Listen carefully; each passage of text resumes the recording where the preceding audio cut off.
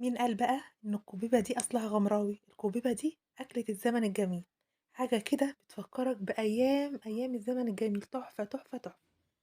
يالّا بقى نبدأ نعملها مع بعض بوصفات سهلة وبسيطة أوي. يالّا، ده نُص كيلو لحمة، ونُص كيلو رز مطحون كويس جدًا، جدًا، مغسول ومنقوع وطحناه كويس في الكبة. تمام، الرز ده أنا غاسلاه وطحناه كويس في الكبة بعد ما ينشف طبعًا.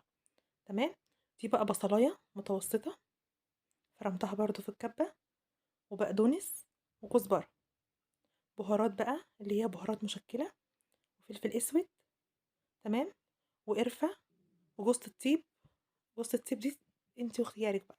تمام، واللحمة بقى هانزل بيها طبعًا، وهافرُم البصل والفلفل الحامي والتوم مع بعض، وهاحطهم برضه هُم كمان. هابدأ بقى أقلّب الحاجات دي كلّها كويس، وهاضربها ضربة كمان في الكبة. هاضربهم بقى كويس أوي كده مع بعض في الكبة، يتجانسوا كده مع بعض. بعد كده بقى هابدأ أقول لكم بقى نعملها إزاي، سهلة أوي وبسيطة تحفة، تحفة، تحفة. جرّبوها إن شاء الله تعجبكم. دي بقى من أيام الزمن الجميل بقى التحفة بقى كنا بناكلوها كده زمان، حاجة كده بقى مش قادرة أقول لكم على جمالها وعلى حلاوتها. دي بقى معلقة زيت كده عشان بس ما تلزقش في إيدي. هابدأ بقى أكورها بالشكل ده. ده الشكل الأصلي بتاعها، إن هي بتتكور بالشكل ده.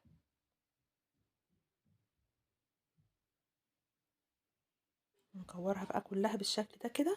وهابدأ بقى إيه، أنزل أنزل بيها كده في شوربة بقى بتغلي على البوتاجاز كده. أنا حاطة في الشوربة دي معلقة صلصة. تمام، الشوربة بقى تكون دسمة كده بقى وبتغلي بقى مش قادرة أقول لكم بقى. هانزل بيها بقى واحدة واحدة كده عشان ما تتهريش مني. هانزّلها كلّها. طبعًا في الخطوة دي مش هاقلّب أبدًا، ما ينفعش إنِّك تقلّبي لإن هي هتكون لسه ما استوِتش، فممكن تعجِّن منِّك. هاسيبها خالص أول بقى ما تبدأ تستوي كده، أبدأ بقى إيه، أطلّعها بالشكل التحفة القمر ده. جرّبوها إن شاء الله تعجبكم، ما تنسوش بقى تجرّبوها وتقولوا لي رأيكم فيها. لو عجبتكم ما تنسوش تشتركوا في القناة وتقولوا لي رأيكم. يالّا وتعملوا لايك بقى، والسلام عليكم ورحمة الله وبركاته.